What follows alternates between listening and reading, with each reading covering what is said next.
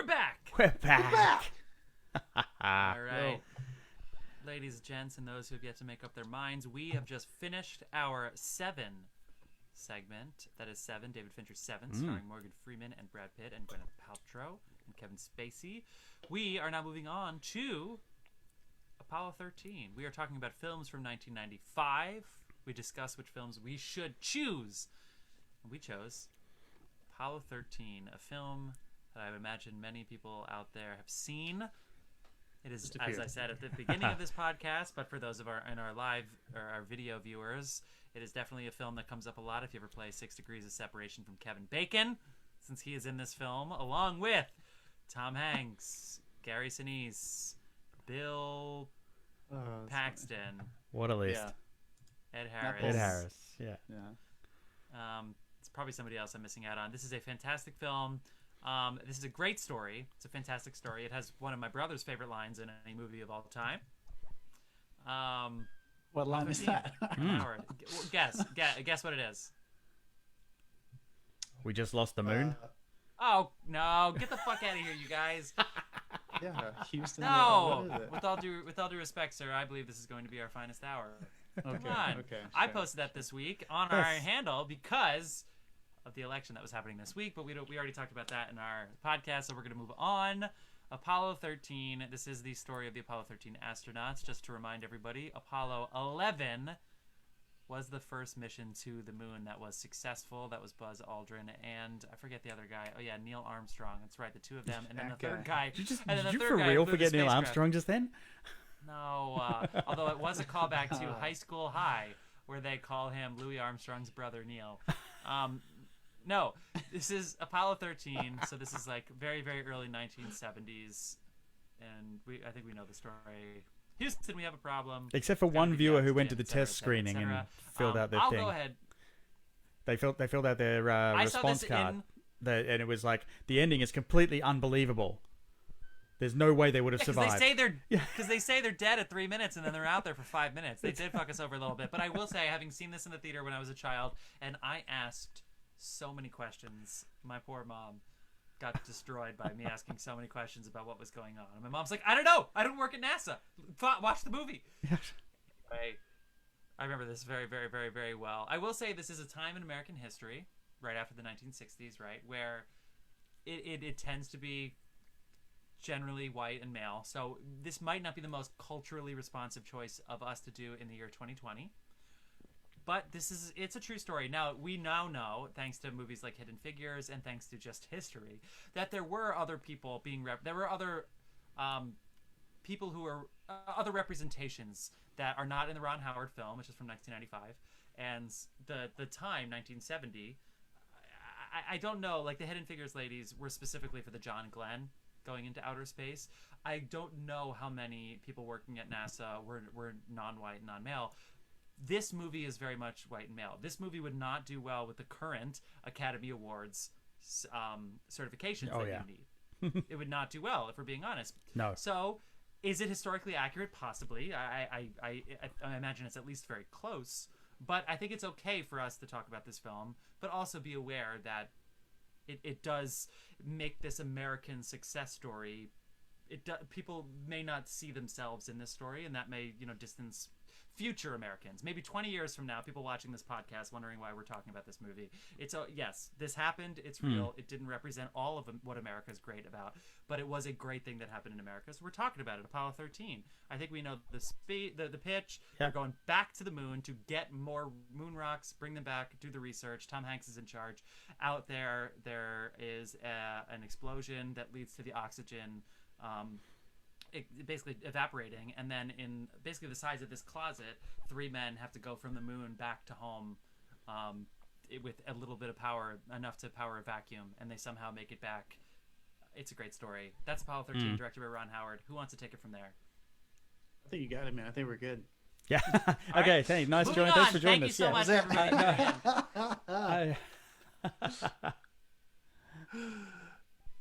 What do you think, Dave? I feel like you're about to say something. Oh no, I was just we've got comments popping up. Peter's just said Already? the new Academy guidelines are ridiculous.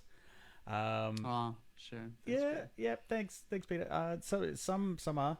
I don't know. It's a good idea. Let's It's just a see good what idea. I'll it's put a it that step way. in the It's a right good idea. direction. Yeah. Having I said don't wanna, that, like, get- part of these guidelines are because Green Book won Best Picture and pissed people off. Green Book passes all these guidelines, so it's like it's a very strange thing. Schindler's List would not. What do we do with that? I don't know, but at least the Academy's trying. I just don't know if they needed to make a law. Well, it's If that important makes to sense. bring it up. It's important to bring it up culturally. So Jeff bringing this up and us having this conversation right now is reflective of what was happening in the '60s at this point. There's that wonderful, spoken word thing, "Wadi on the Moon." There was that big.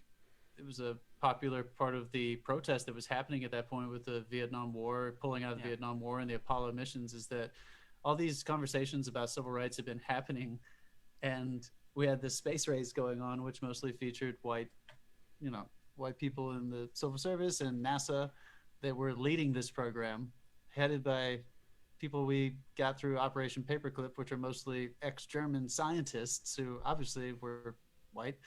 So I mean, it's not. I don't feel bad about it. It is what it is. That's what it looked like at the time. They made a movie about it, and it's actually very accurate. So I'm going to segue using that. Ron Howard talks about this movie a lot, stylistically, That's a good segue. because thank you. Him and Tom Hanks talked quite a bit ahead of time about why they wanted to make this movie. And anyone who knows Tom Hanks knows that man fucking loves the generation that came before. Yeah. He Yeah. loves World it, War II dude. and the moon. He's like, fuck He yeah. fucking loves it, dude. His childhood rocked his fucking world. So anyway, they talked a lot about how they wanted to shoot this movie. Obviously, NASA has a lot of wonderful stock footage. They have cameras everywhere, and they took so much footage in their mission control offices, in the buildings, in the laboratories, on the space, all the space flight, the tests, simulations, and the actual launches themselves. So there are cameras fucking everywhere. Because they're geniuses, So and they're as- like, someday Ron Howard is going to want to make a movie of this. He's going to need reference They know, material. right? Somebody's Yeah. going to make it. Yeah. So as they're doing this, and he's sitting there researching, and he's watching this stuff, he came to this realization that whenever he would come upon an issue, because Ron Howard is a planner, like a lot of other directors, he will make adjustments as he needs, but he likes to plan ahead. He likes to have a shot list and storyboard. He likes to know what they're going to be doing on the day.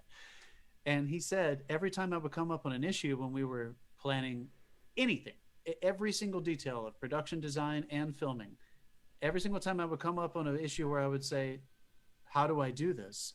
I would remind myself, Ron, just show it. Just show it. The story is good enough. Almost, it doesn't feel like, handheld, gritty video camera documentary style, but you can tell he's not doing anything that he doesn't need to do. That's just how gripping the space race fucking is. I mean, you can look at something like the launch sequence, which is iconic now, and James Horner's score behind it just elevates it to this other amazing thing. And yet, there's like 30 different camera angles. It's just the event that's happening is a fucking rocket launch into space. Like, all you have to do is just show that. Just show the men inside, show the people watching, show them crying, show the rocket lift off. Don't do anything you don't need to do. The story is incredible enough. So, I don't know. I feel like it's a good lesson. Sometimes space movies get way out of hand with trying to show how kick-ass it is that they're in space and not focusing on the fact that at the core of this story is Tom Hanks sitting there next to his wife after Neil Armstrong and Buzz land on the moon. And he's after the party, and they're sitting there at the beginning, and he says, tonight we just landed 2 astronauts on the moon. And you know why?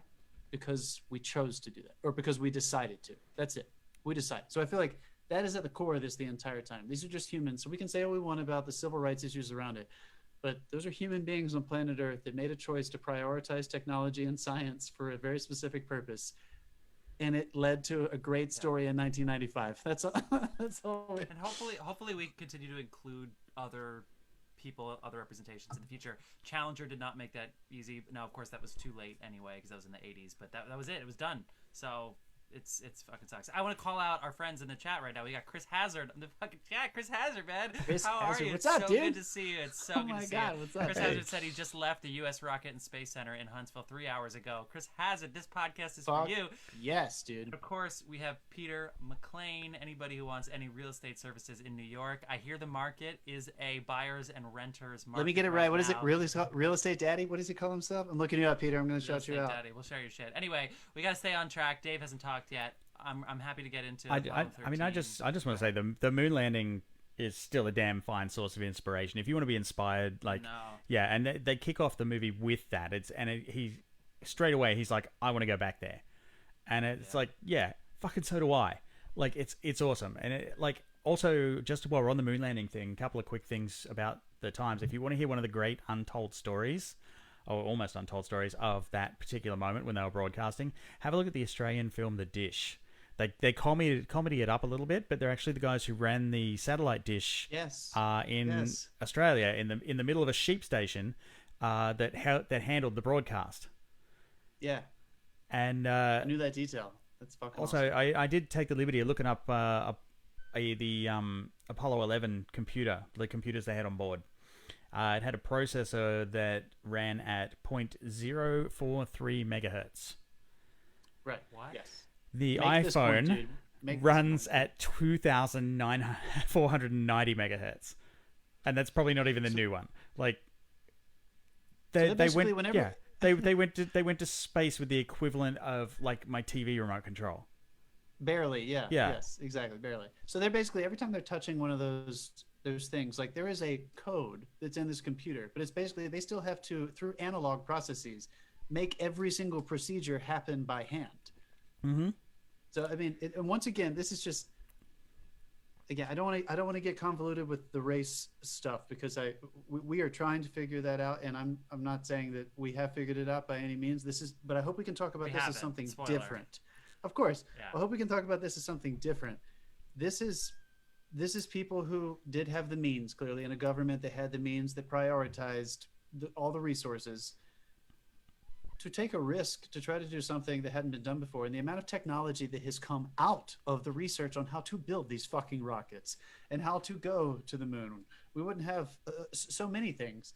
And now we're at a place where I think we have to tie it back. SpaceX had its first like really successful launch this past year. And I think we're kind of coming back into a time where I always thought it was interesting that we had the space race in the 60s, where it was this time of civil unrest and social issues. Kind of sounds familiar right now.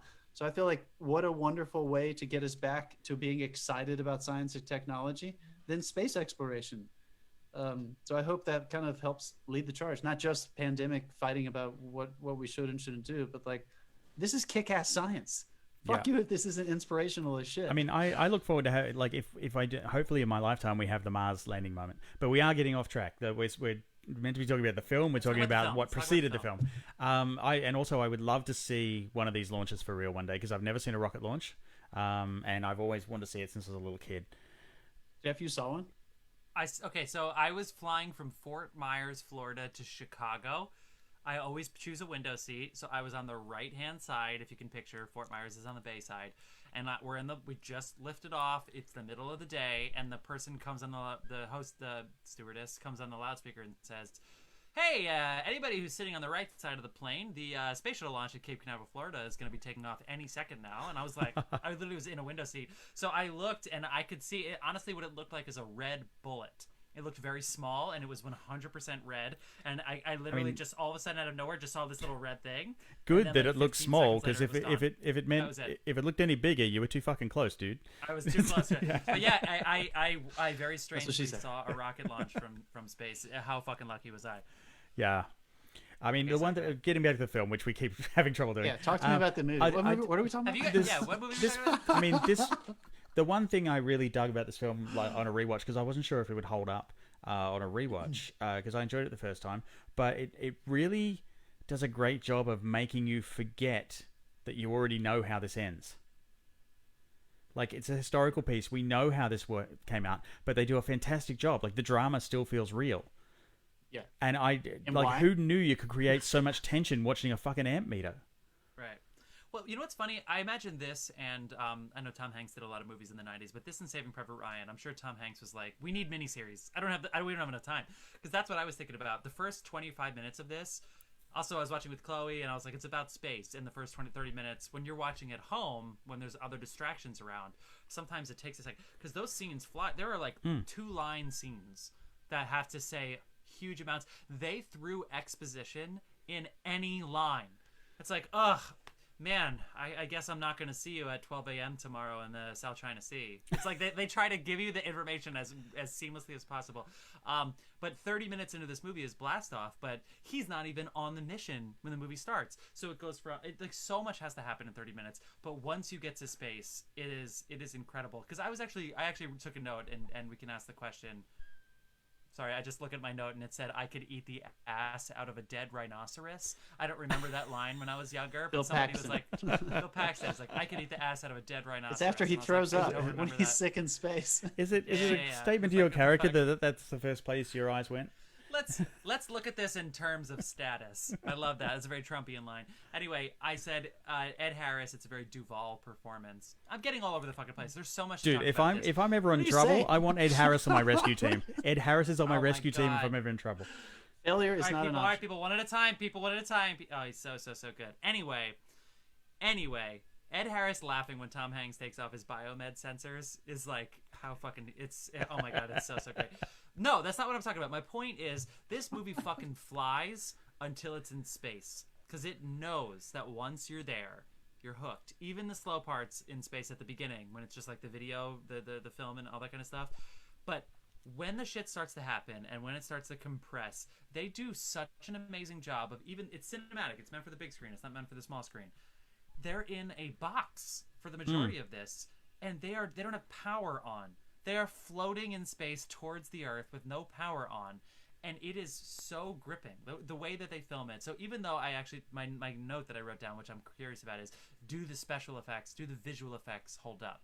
Because sometimes in the launch, which is brilliant, sometimes it's it's a little clunky. Maybe it's not it's not as seamless as it would be if it was completely done by computers. But at the same time, it has this realistic, weird thing where you don't know what's going to happen at any minute.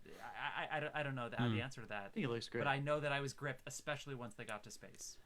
I mean, the thing I love the most is when they get to space. Aside from what happens outside, the special effects stop because those weightless sequences were actually shot on the infamous vomit comet. Right? Yeah, and apparently none of them threw up. So yeah, great. You can kind of tell too. This stuff's I mean, once again, Yeah, but they had Kinda what I was they saying had to do before. 612 dives Go to ahead. get that Yeah. footage. How many? 612 dives. What'd you say? Holy Yeah. dog shit. So it's like each dive is like 24 seconds. So you only get 24 seconds of filming. That's why the cuts are so quick up there. Yeah. Just cheat that shit. I Yeah. mean, whatever. They did it. They went for it. So everything you guys are saying, I feel like is it kind of ties into what I was saying about Seven and contradicts a little bit. This is the magic of this movie of what I was saying at the beginning of this about just show it, Ron. Just show it. Whenever he was trying to think of the most simple way, just point the camera at these actors.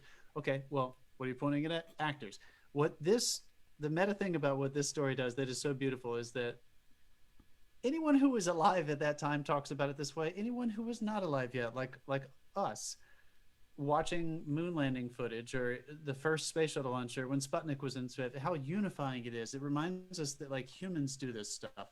This movie takes you behind the scenes and shows you the human drama. At the end of the day, this came down to three people who put their life on the line. Yeah, there were millions and millions of dollars put behind it, and there were committees that made all these decisions. But when it really came down to it, there were three humans that were up there. And a group of humans had to figure out how to save those humans. Drama ensues. If he had not built the relationships between Tom and his wife,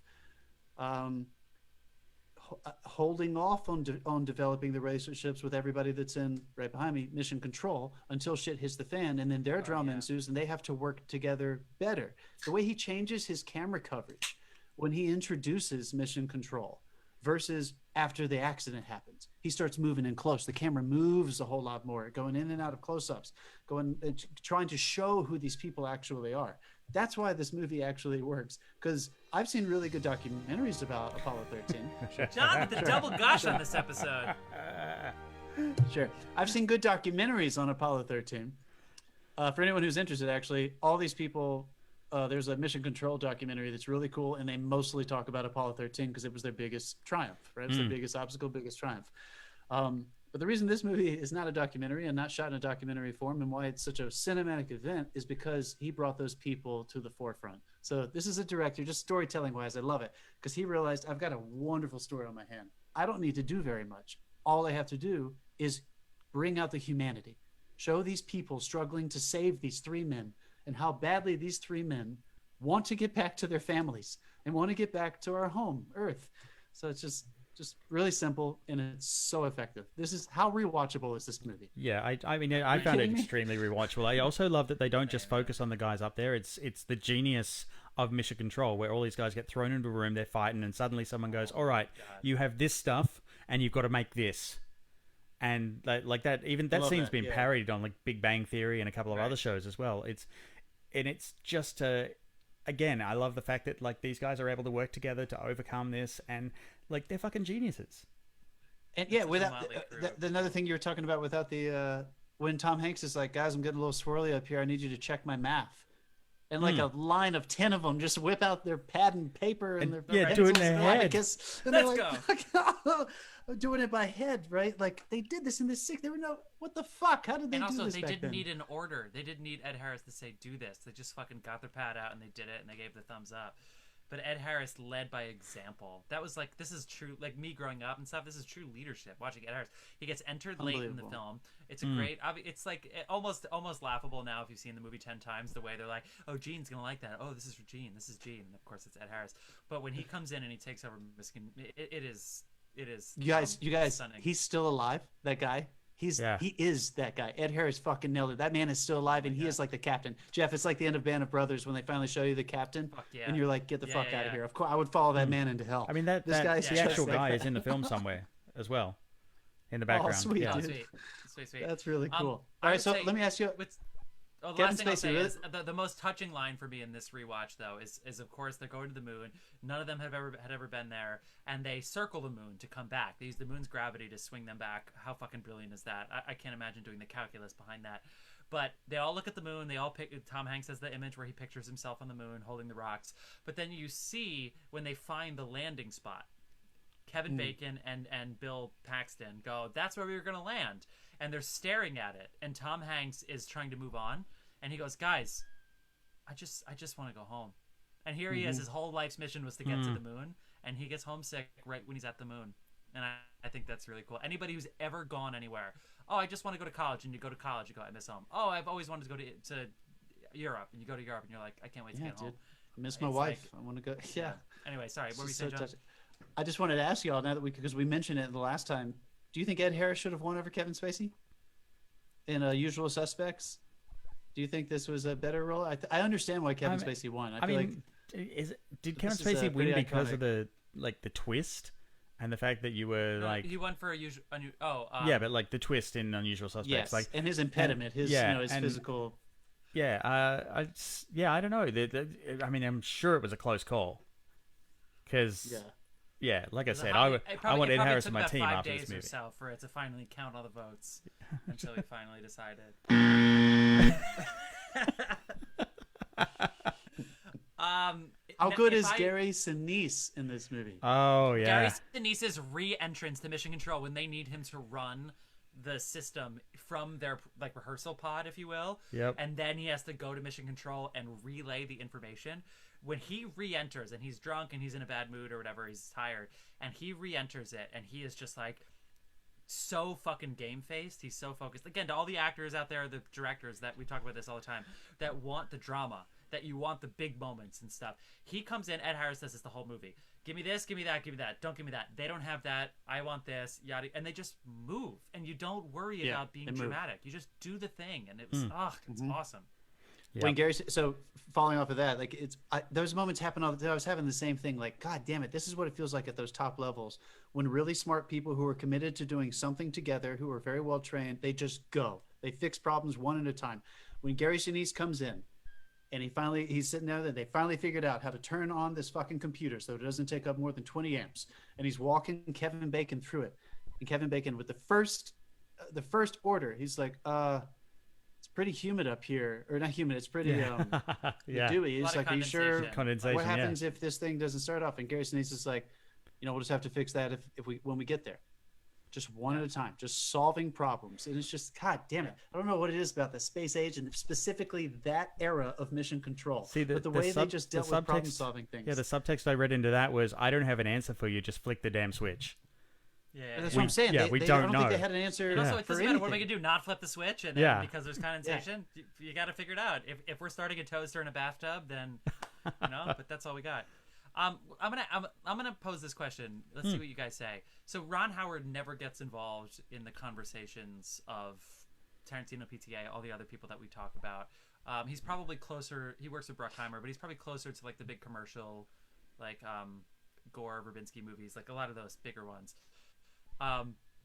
Do you think he falls into like a Spielberg-y type thing here, where he does the Spielberg thing where you always have kids or people who aren't in the know so that you can explain things that the audience needs to know to the kids? It's a very Spielberg-y thing that like Kubrick would do, Kurosawa, a lot of those people. So we have a couple kids in this, we have the grandma, and we have a couple people that are just not in the know that they can explain information to, like, oh honey, don't get up there, we don't want to give our germs to the astronauts before they go, you know what I mean? Like he has that. Do you think the family friendliness, because Apollo 13 is great and we all know that, but do you think sometimes it doesn't have the same punch as the people that the great cinematogs revere? Do you think that affects this movie at all? That's my difficult question for you to answer. Those are my least favorite moments are the nostalgia traps, and I feel like he does that maybe Grandma, a handful of times. That's my Jimmy. Yeah, but it works for the kids. But yeah, do you think that like my Jimmy can get out of the problems? And I'm like, I actually want Ed Harris to solve this problem. Really, I want Gary Sinise to solve this problem. Jimmy's not going to solve it on his own, but I'm glad. Yeah, you know what I mean? See, all right. So the nostalgia is the key word, because it may be being sentimental. Because the thing I was just raving about, the human drama, doesn't that's not that shit, right? He thinks it elevates the human stuff so that people have little moments like that. Her dropping her ring into the shower. We don't need the ring drop. The kid, we don't need the ring drop. I mean, that believe actually they love happened. each other. It actually happened. Yeah, that she confirmed that actually happened. All right, I didn't. It's fine. It didn't that's hold great. back I still didn't know that. I You hate can the buzz us for this Beatles, shit, Mom. Dave, by the way, I hate the This is Beatles. all negative. Sure. I mean, I you hate don't the know what Beatles, the takeaway from this is. You guys are getting really good at wording your negativity so it doesn't get buzzed. Constructive criticism. No, but I know what you mean, Jeff. And those moments do frustrate me because I feel like they are what keeps Ron Howard from going. Peter says yes, it does. To answer my question, does it hold it back? He says yes, it does. Yes, it does. It does. I completely agree. I think it doesn't Peter? make it a bad movie. It's just the worst parts of the movie. A 9 out of 10, Yeah. 8 out of 9. Like it might. Hey, Dave, he's a fellow Aussie. You just buzzed one of your. He thanks you for it. Dave, Yeah, yeah. Dave, Property Daddy NYC. I just Property gave- Daddy NYC. I just gave a fellow Aussie beer. Come on. Dave, you don't have to answer that Dave, same do question, you but disagree? talk a little bit No, about do you? Yeah, do you disagree with us, or does that stuff bother you at all, or do you think it's just? No, What's a the lot point of of that shit being in the movie? Well, I mean, for me, a lot of it was like in the scene you referenced where she was like, "Don't get too close. We don't want to get our germs," and they were on the opposite sides of the road. I actually really enjoyed that because I thought that's me something too, I to be don't honest with you. you don't That's see. a fine scene. That's not what we're talking about. Yeah. That's not the nostalgic stuff. We're talking about the. Are you talking about like the scenes with the grandmother, with Oh, yeah. Neil and Buzz like coming in, with the daughter Yeah. complaining that the Beatles broke up, with the just those things where it's like the '60s or the '70s, whatever. Like the Yeah, grandpa. I mean, like, this to is be for the to be grandparents honest, out there. the bit about the Beatles had really no point being in the movie. Well, the family, they wanted the family to have. They didn't want them to show up at the end. You know what I mean? If you're gonna have them, you got to use them. But I just then again, we I know didn't what you see. mean, though, But then again, we didn't see the son until the military academy, and then that was honestly all I needed was that. If that was the only child and he was at the military academy, I could have been fine. You know what I mean? There's another one that I'm thinking of though, dude. I was I know trying that's to not make the a true list. story. That's not what I mean. But this is a fantastic film. It really is. But it's not 2001: A Space Odyssey, and so I decided to hold it against a really high bar. It's amazing. I'm just curious because You comparing long it to story short is 2001? my only note was some things about this in there to get the story across that in a series, even if this is a 3-part, A three-parter. The first part is getting to the launch. The second part is the launch up until the problem. The third part is the figuring out the problem. The fourth part's getting them home. Like in a miniseries in 2020, that's probably what they would do. We don't have that kind of time. So what you do is every now and then you have to spoon feed some dialogue, and they do it in that way. And I was wondering if that worked for you guys. Now I'm just fucking rambling. But anyway, that's the thing about Apollo 13. It doesn't work for you, but you're saying it doesn't work for you. It does for me because I saw it when I was a child, so I do remember that. However, when the grandma said, "That's my Jimmy," I remembered this better when I was a child. Yeah, I mean, I was gonna, like, is your Spielberg grandpa thing going off? Like, I know you usually say grandpa humor, but and I'm happy with the "Are you guys in space?" with the Buzz Aldrin when she meets Buzz Aldrin, who apparently Buzz boys Aldrin in the space station. Buzz Aldrin and Neil Armstrong are single and they just travel everywhere together, of course. But like, they show the party by themselves and sit next to grandma. But no, but I'm serious as far as rewatching and stuff. Apollo 13 is always going to be a 9. It's going to have a lot of 10 moments. But I'm okay giving it a with 9. That's a high rating. I'm okay. Mm-hmm. This is a fantastic film. Jeff, that drink label's gonna stay there till you do. It's great, dude. I'm okay with watching the hits of this movie more than rewatching the whole thing. I'm ready to go to YouTube and just watch the problem scenes. You know what I mean? Yeah. Yes. Yeah, I know what you mean. Especially, you were telling me that you felt like it flew leading up to when they got into space. I feel like some of these moments where they're really trying to get into the relationship stuff. Yeah, I feel kind of the opposite. The scenes were going quick. I don't necessarily. You're right. Okay, let me rethink the way I said that. It didn't fly in the sense that 25 minutes went quick. It flew in the sense that if you really broke it down, there were 20-second scenes that had a full set director, our makeup, everything, and it was 3 lines. Got the exposition, move on.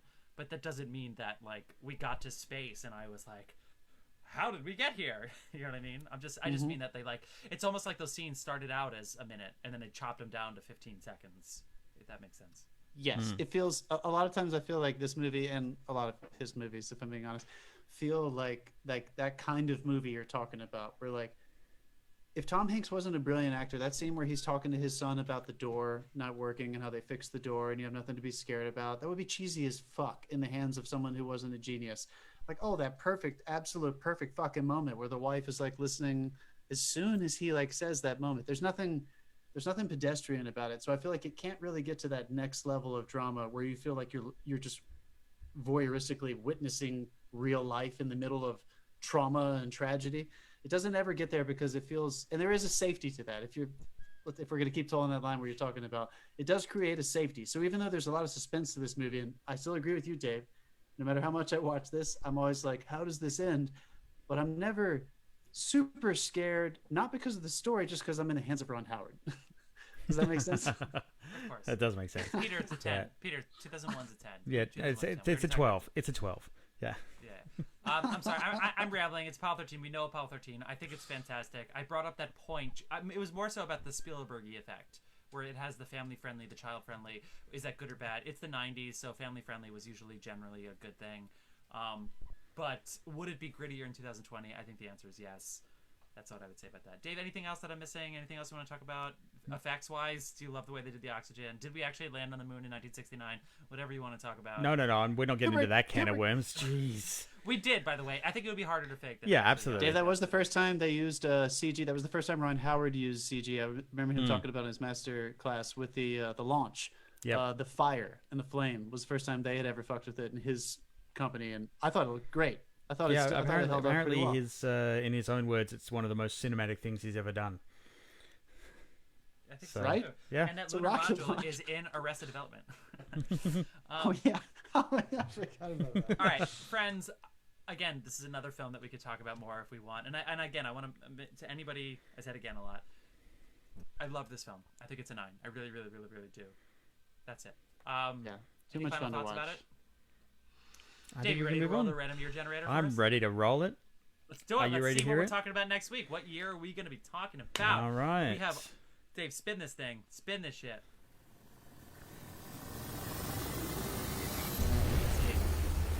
Okay, so next week, and for those of you joining us on Facebook Live, thanks for joining us. You'll have to listen to the episode to find out